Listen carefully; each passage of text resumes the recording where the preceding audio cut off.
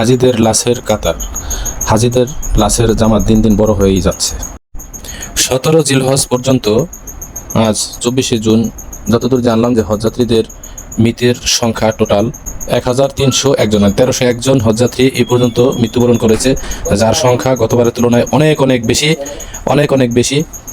আমরা তাদের জন্য দোয়া করি। আরাফার ময়দান, মিনার ময়দান সহ ব্যাপক চাপে এবং গরমে অধিকাংশ লোক মৃত্যুবরণ করেছে, অধিকাংশ হাজি মৃত্যুবরণ করেছে এবং নিখোঁজ হয়ে যেখানে সেখানে পড়েছিল এবং হসপিটালে অসুস্থ হয়ে ভর্তি হয়েও পরে মৃত্যুবরণ করেছে।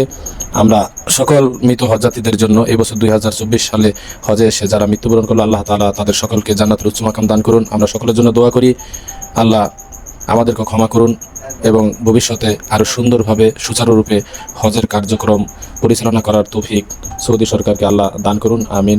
আল্লাহুম্মা সাল্লি আলা মুহাম্মদ ওয়া আলা আলি মুহাম্মদ কামা সাল্লাইতা আলা ইব্রাহিম ওয়া আলা আলি ইব্রাহিম ইন্নাকা হামিদুম মাজিদ।